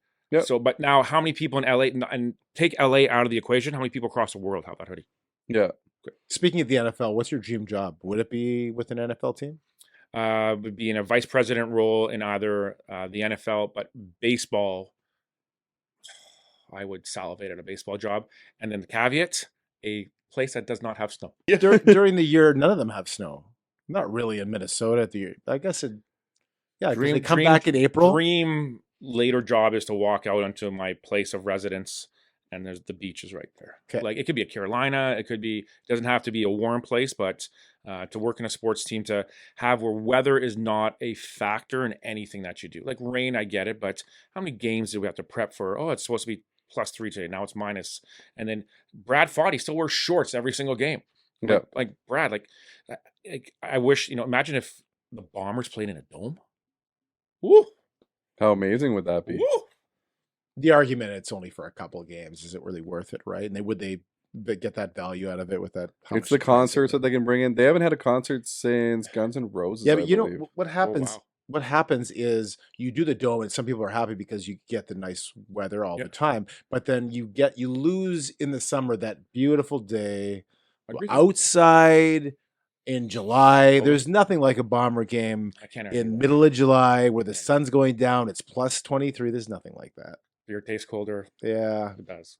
It is and the thing with baseball is I love the fact that it's summer, right? And Cool. I love the dome stadiums, which is a very like polarizing statement because I like the stadiums that can retract. So like a stadium like Safeco in We were there in Seattle, the right? fall, same the thing. nice thing about Safeco is that that dome is open most of the time, Yeah. but it's closed because it's rainy there. Yes. So why would you even want to have a place where you could have half your games canceled because of the rain? No, have the dome. Perfect. A place like Houston has a dome, which is closed 90% of the time just because of the heat. Yeah. So, and even Miami, I think Miami, the dome was open for like 8 games last year or something like that. And it's not because of the rain, it's because of the heat again, right? So you could go to a team like Miami, you walk out to the beach, Yep. but you have to work in a dome. Good point. Here's a question for you, gentlemen. Yep. Championship games, say football, should they be played indoors, or would you rather Super Bowl decided in New York? So the Super Bowl's only been in New York once in the last Mhm. however many years. They seem to keep it. It has been in New York? Yeah, they Really? played it They at opened MetLife, like right? 5 years ago. Really? For Yeah. some reason, I don't remember that. But yeah, Yeah. I guess. Oh, maybe I do actually. I would like the Super Bowl to be played in a open air stadium, no matter where it is. So, like if it's a dome stadium, I want the dome open, Gotcha. right? So that personally, even like baseball, if it's the playoffs, I'd rather have the domes open because I think there's just more stuff that can go wrong with the domes being open unless it's raining. Like Yeah. for baseball, anyway. For football, play it open stadium every time. Is there a football stadium that has a retractable roof at all? Good question nowadays. Because that's not even an option. Arizona. No, anymore. Arizona's a field. Yeah. No, Arizona's retractable I field. don't think so. Right. So that's not even. Even- look It's at either Bu- one or the other. Look at Buffalo. It's not what they're building is open air. Yeah, Seats- but and that's fans- part of the seating's vibe. covered because they've learned they don't want to shovel Yeah. anymore. I get Yeah. that, but yeah. But that's the vibe, right? You come to Buffalo, it's December, it's ugly, it's rough, tough, run the ball Green Bay football. is like People that. are throwing snowballs. It's kind of a selling feature, I agree. right? And a team like that comes in, Miami comes in, they don't play well there. No. So it's you're kind of a building, and you lose that advantage if you go elsewhere, right? You know what I have loved though is the new stadiums with the glass roofs. Yeah, you love So Minnesota, have you been to Minnesota's new No. football stadium? You gotta go. So you would love this. Yeah. The football fan in you and the merch fan in you, everything. In the stadium during the pregame, it snows. Like replica of snow. No, not replica. It's a snow machine in the roof. Right. They have a snow machine in the roof that sprays snow during the intros of the players. It's unreal. And because of the glass all around it, you got the sunlight coming in, you can see outside. The games, they have these big doors, like the doors are floor to roof Yeah. in a stadium. They just turn so the air is flowing through them. Like the stadium's unreal. You got to check it out. Yeah. It's worth every dollar that you spend It's to get shaped into like it. a Vikings Yeah. And it's shaped like a Viking It's heated ship. though, isn't the? I heard the glass is heated. Yeah, so that the snow will melt. Yeah. Yeah. Yeah, Yeah. so it doesn't implode again. That was a whole So different we are world. going to work on a road trip to a You Vikings guys should game. you guys should do a Vikings bus Yes. trip. Yeah. Yes. Hustler, we're working on that. Yes. Yes, are Yes. you? Well, we've talked. Yeah. Now, if that happens, Yeah. I would be all over that. Kansas City. Unfortunately, Kansas City I'm versus busy during Minnesota? this one, Yeah. so Yeah. Right. I'm not yet busy, so we'll Yep. talk. I have to know before I forget. I Yep. can't forget. You worked for Tim Hortons. Yep. You worked for McDonald's. Yes. Are in capacity with those two organizations. Yep. And McDonald's coffee used to absolutely suck. Yes. They were terrible. I know. I made it. And then all of a sudden, and it's argumentative, but my opinion is it's the best cup of straight up coffee you can get in the city. better than Starbucks, better than Tim's. Sorry, you can argue with me out there. Please do. But there was the rumor that McDonald's bought the Tim Hortons formula for their coffee. No, the difference is Tim Hortons moved. It was in Burlington, close to Burlington, because I was actually in that plant. They just Tim Hortons moved to a different facility. Okay. McDonald's took over the old facility, so it's this. They took over the building, the warehouse, their equipment, but they brought in their own beans. Okay. So it's just if there's a couple Tim Hortons beans left over, I'm sure they're used by now. Right. But that's what happened. McDonald's just purchased that building once Tim Hortons sold it, and the landlord sold it to. Right. They'd sell it to us if we want to buy it, right? Or maybe there was magic in that building. Magic, Maybe. coffee dust. Willy Wonka magic. Maybe. And it created a great formula because the magic was not, it was in the building, was in the people that worked in that building. Yeah. Maybe not. I don't know if that was that, but you're with Football Manitoba. So I'm the commissioner of the Winnipeg High School Football League. Okay. So and then I just retired. I was the U18 general manager for 6 years. So that Were is you one of the commissioners that they boo? You know, they boo all commissioners. Did you get booed? now the coaches boo me, but the players love me. Okay. Right? So at the end of the day, if everyone likes like someone making decisions and you're in the wrong profession, I do get a lot of parents trying to give me constructive feedback. But then when I let them know that I've been through this, I've raised a son through this. My son is playing at the next level, so I understand what you're going through. And no, not your son isn't getting scouted when you say he's getting scouted. not every kid is going to go to D1. I get that all the time. But the reality is, I love the game of football for what it teaches, and it also teaches the ability for me is I don't care about the X's and O's. I care about the post-secondary education opportunities that it provides. That's what drives me. That's what fuels me. That's what allows me to put up with. And I will say this today: there's a lot of entitlement in youth sports. Yeah, I say more. I've seen it in hockey. It's ridiculous. And then I think if I had my way, and I have no parents shouldn't be allowed to youth sports. Let the kids just play. If they're good, they'll get found. They'll go to the next level. Nothing a parent can do. And then my best piece of advice is stop all this. They have to do hockey 365. Mm-hmm. Wayne Gretzky played lacrosse and baseball. Go, have fun. Let them learn new friends, because at the end of the day, 99% of us are going to play beer league at the end. Yeah. So make those friends, make those connections. I used to, when I was with the Nomads, I was there for 10 years, it's not about the wins and losses, it's the friendships you make along the way. And some now my best friends are from my coaching career. Yeah. So I miss coaching. I coached for 10 years.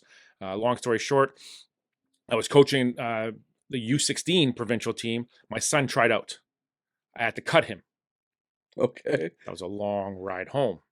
However, at that moment, I realized my son wasn't good enough to make that team. And I actually thought, at 14, he was going to quit football, but he made the decision to play basketball, to go to, recruit ready, to all those places that he needed to do the training. He made that decision. I was just a driver. Drove him to X, drove him to Y. He did all the extra training camps. And he got better on his own. It's nothing that I did. It wasn't my influence because I worked with the Bombers. Kyle Walters didn't come down and go, I'm going to draft your kid. Coach Dobie saw something in him, made him an offer. Through all his other offers, it was through his hard work. And parents try, I think, in these days, way too hard. Yeah. Just let your kids be kids. Let them have fun. And some of the best kids I've seen go, I don't want to play anymore. I want to become a doctor. I want to go into trades. I want to do this. And then the ability that it's all about my kid. My best advice is become an official first. You want to be a parent? I officiated for a year. Okay. It's the worst year of my life with my son. And the worst part is I knew everybody become an official first. everyone was heckling me, and I'm sitting there going, what is? You learn so much. And then after I went through my year of officiating, I was mid-year in my coaching career. Every ref I went up to, I said sorry, because I didn't know the rules. Sure, I worked in football, watched football. Now I'm selective when I yell at my TV because I'm like, ooh. Well, it is a scientific fact. They have proven that all refs are biased toward or against the home team. Toward or against? Well, no. If you just go on the bulletin board material, the refs have it in for the Jets. If you're a Jet fan, the refs have it in for the Maple Leafs. Lately, the refs have had the refs for every team except for the Jets. It feels like the Jets have been getting some pretty good calls. I don't know. I'm just power saying play numbers are through the roof. Through the roof, yes. And their penalty kill has been and if really we could good. continue doing that with the refs, I say that all the time when everyone says the refs got the Kansas City Chiefs to the Super Bowl. I said, well, keep it up. Maybe we can win the Super Bowl. My what favorite meme is the guy getting his new Chiefs jersey and he opens it up and it's a ref jersey. Yeah. We should get Hustler Andrew a ref jersey for the Super Bowl. Oh, yeah, I know he's a KC And fan put a too. KC patch. You got connections. Get a KC I patch. like Hustler. Put I on am a. not going down that path. We've been trying to get him on the show, and he keeps evading us. So He if says, "Yeah, I'd love to do it." he Next says Tuesday, he'd love to do it, but- tumbleweeds. Yeah. And He's I'm a busy. Kansas City guy. I'm with Hustler too. I'm a fan. I'll get you a ref jersey Get us with the two- Kansas City patch. 2 ref jerseys, 2 camo jerseys. What else are we getting?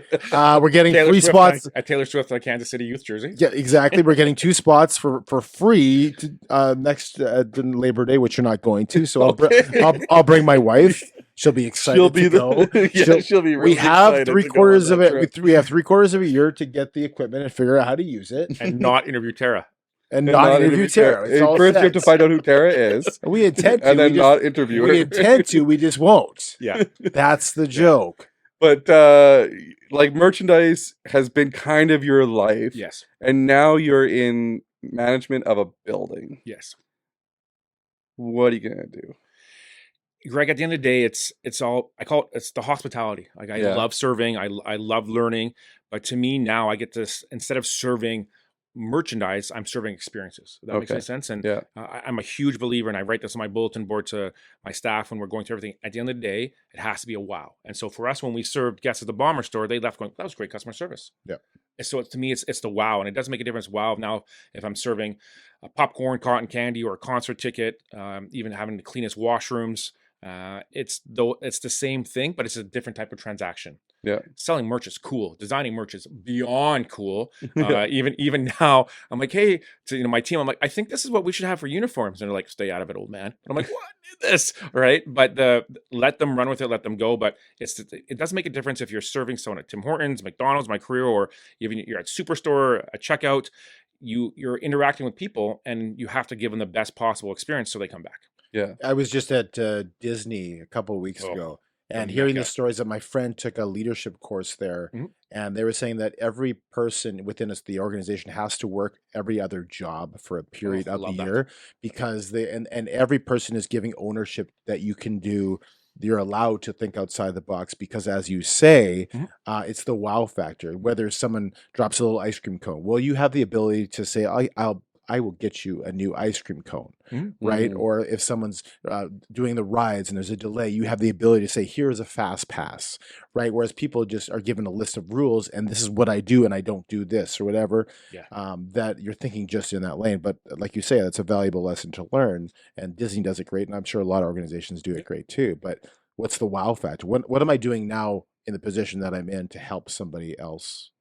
How they're experiencing now that's Southeast, Are right? you going to be involved with any of the merch for the Pistons? No. No, they haven't let you dabble into that yet. No, they know once I get in them. I'm not letting that out. But but like the back to service, the same thing is to me. We're going through a restaurant training, and one thing that bothers me if you see a server and they're like, "You need something," like I'll get your server. No, you stop it.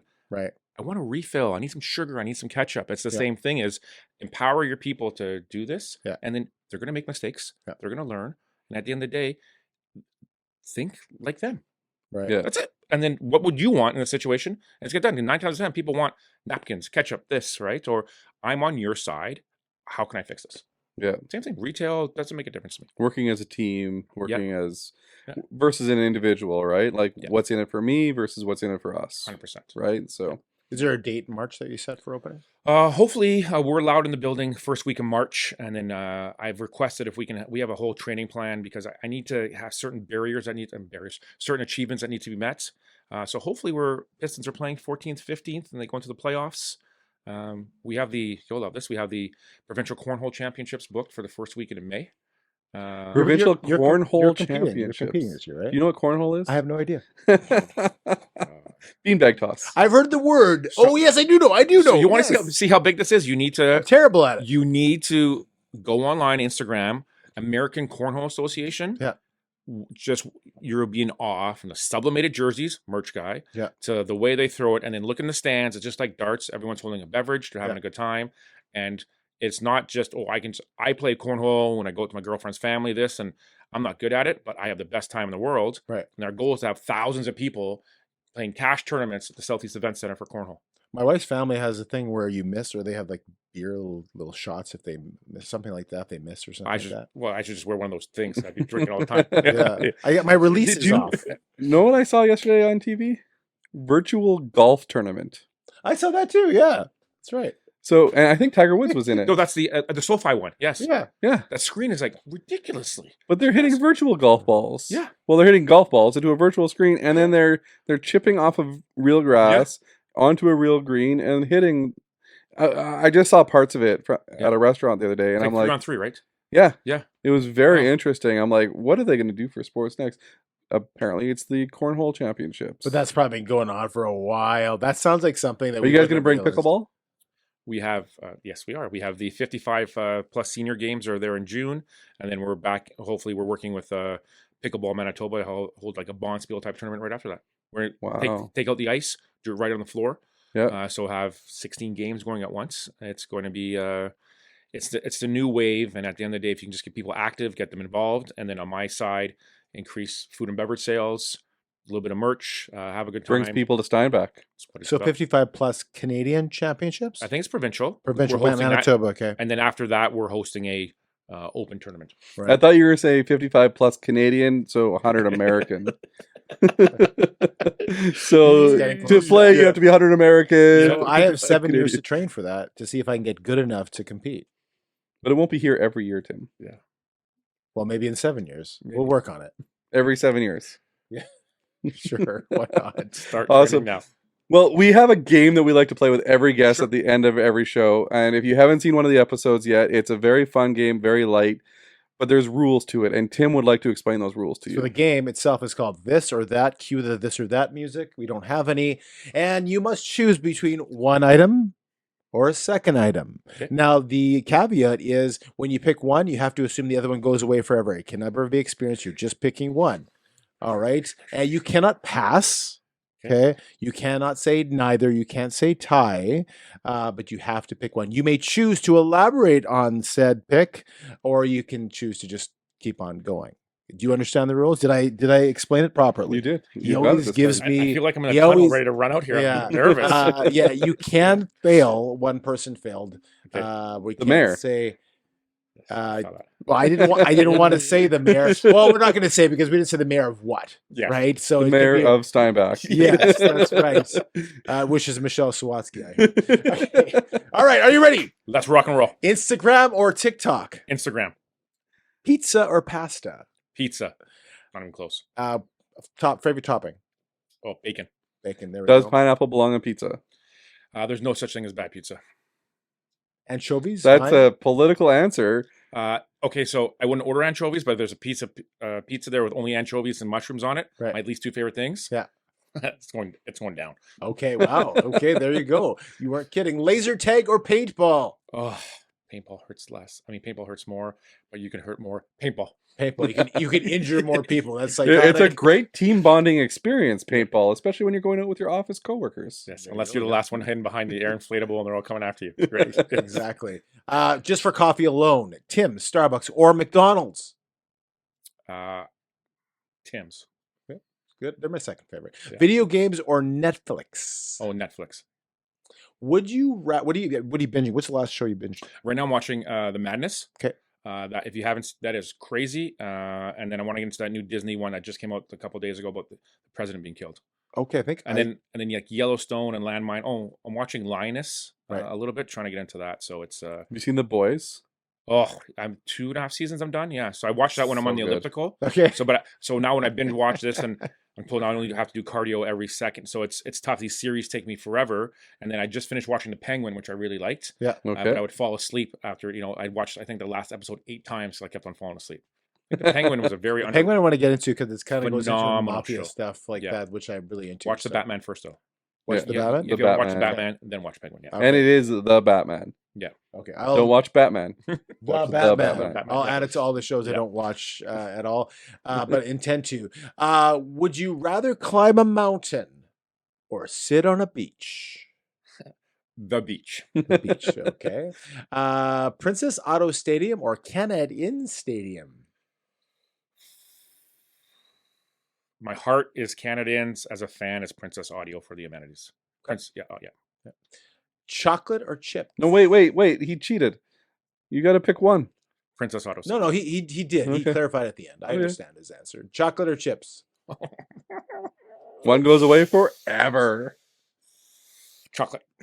Good Because you're choice. already having pizza, right? So you have the That's the salty. toughest question of my life. Yeah, I just felt the stress in the room just washed over here. Yeah. iPhone or Android? iPhone. Okay, well, Correct. everyone can be wrong once in a while. Sporting events or live sporting events or live concerts? Nothing beats a live sporting event. Okay. Coke So or- one thing we talk about sporting events versus concerts, you can have a trip and go to a concert, and you never get disappointed. Whereas you go to a sporting event trip like Labor Day, you could come home sad. As an employee, 10 years in a row, they lost. I was at all 10 too. I thought it was me for a while. Yeah, well, it probably was. Coke or And they did Pepsi? win after you left. Yeah. Coke or Pepsi? Diet Pepsi's my jam. Okay. Leafs, Habs, or Jets? Leafs. Well, Habs and Jets disappear forever. I'm Can okay you- with the Habs leaving. Can you get the music to go kind of like, when the movie Dun, went dun, through? If you had one superhero ability, would you rather be invisible or be able to fly? Think hard about this one. I understand that, but I would rather fly so I can get my pizza faster. Everyone picks fly. I don't think anyone's done invisibility, and he has a weird reason for liking invisibility, but he's the only one that's picked invisibility. Again, I will argue every single time. If you are invisible, you can sneak into every sporting event. You can get into any concert. You can go on the plane. You don't have to fly. You can get on the plane. You can do anything if you're invisible because nobody knows you're doing it. Just really thought about this. Yeah. Yes. I've lost every time we've played And in this game. private, he told me it was all about getting into the women's changing room. That's not what I said. Would you rather travel back in time 100 years to the past, or would you rather travel forward into the future 100 years? Unlike Marty McFly, I'd like to go back. You like to go back. I agree with you on that one. Is there a specific reason? I was talking about this with my girlfriend the other day. Is we argue about how the pyramids were made. Mm-hmm. Like they can't. Who's gonna build those today? Like how like I know that was more than 100 years, but you go back and even the fashion, the style, and how they had to really work for everything that they had. I just that whole era of 100 years ago, where nothing was given, it was earned, and I don't mean that in the wrong way, but you had to. People hustled, people grinded. If you didn't do well, there's no food on your table. Mm-hmm. But if you travel forward 100 years, you can bet on all the sporting events and win No, you have to thousands travel and back in thousands time of to do that. No, because you travel forward, see the results, and then you can come back and then bet on the games. I guess if you went, you'd have to have the memory anyway. You changed this next question that I had, and I keep forgetting how you changed it. Right. Okay, I'll ask it then. Go ahead. Okay. If you had a choice to sit down and have dinner with one person alive right now in this world, who would it be? Alive? Yeah. And I disagree with we used to be dead or alive. I like the other question, but he likes to be alive now. Truth be told, I'd like to sit down with Donald Trump and ask him privately why he does what he does. I don't agree with most of the stuff that he's saying and doing right now, but I'd like to understand the why, because to him it has to be important and valued, where like I almost disagree with everything that he's doing, but I'd just like to know why. Yeah. And we can't get into that because that's a 20-minute conversation Yeah. minimum, and then we'd all be yelling at each other, Yeah. and it would probably be a bad end to the interview. Because you love Trump.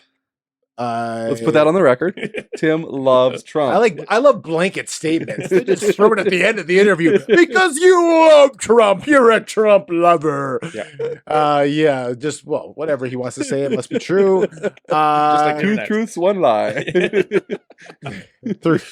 Three places in Manitoba that you love going to on a date or other occasion. I love exploring I love hiking. So I think it was called the Desert Hill or Desert Sands. The one hill where you cannot climb up and the sand keeps on coming you down. I really like Bird's Hill. I think the ability just to get away and so close to the city. And then I like the exchange. I like not in the winter, not now, Right. but walking around the exchange. I like walking around downtown during the day. To me, those would be the places that I like. Awesome. Cool. What's your favorite restaurant on the Exchange?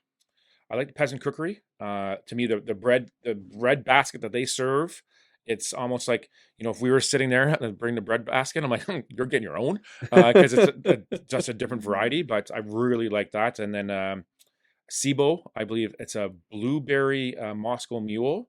I don't know what they put in that, boys, but it is one and done. It's on the waterfront there, right?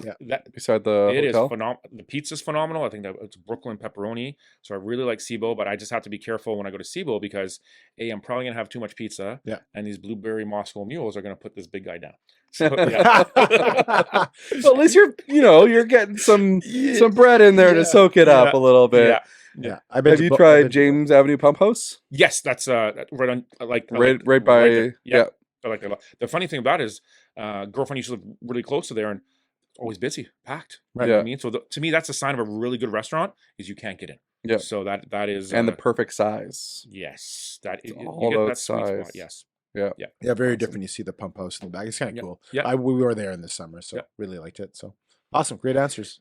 Okay, do you want me to ask the last question of the day? Very last this is the question that Go wraps it all ahead. up. If you were to give yourself a piece of advice 20 years ago, what would it be? Join the military. You're very quick on that answer. I come from a military family. I look back at my life, look like what I would have wanted to accomplish. I think that I think about that almost every day. Okay. I was the first male in my family not to go in the military, so I think about that all the time. Would you? I'll use the R word. Regret? Regret not going to the military? I chose McDonald's over the military. And some people would argue working at McDonald's is very similar to the military. I grew up. My father was a sailor. I learned how to mop. Like I can. Let's not get into a mopping competition because I feel I could never live up to the expectations. But at the end of the day, I just think in my life. But then I also think though is would I have the kids? Would I have the relationships? What all those type of stuff. But I think I would have liked to join the military. Awesome.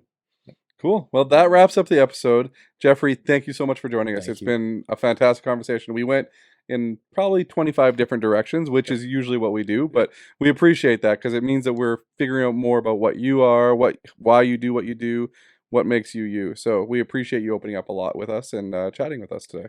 Thank you. It's been an honor and a pleasure and a great conversation. Appreciate it for coming. And for everyone out there, don't forget to like, share, subscribe, comment, all those things. On this particular interview, past interviews, I know we did a lot of sports today for Jasmine. That was the reason she requested. We got the text 5 minutes before. We weren't even going to go on to all these sports topics. We were going to just talk about politics. Guys, remember to talk to Jeffrey about sports because he has an in-depth knowledge of a lot of sports in a lot of areas. So just did that. Where's the subscribe button again? Jasmine, right here, right by your knee. Below my knee. Yeah, that's what I did. It did below your knee. Yeah. And then comment and tell us what you think about the episode. And don't forget, the Southeast Event Center is opening mid-March.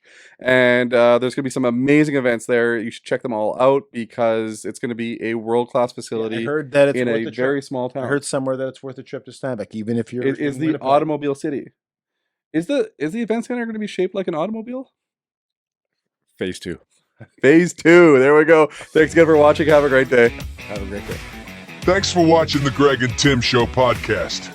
Don't forget to like, subscribe, and share with all your friends. Sharing is caring.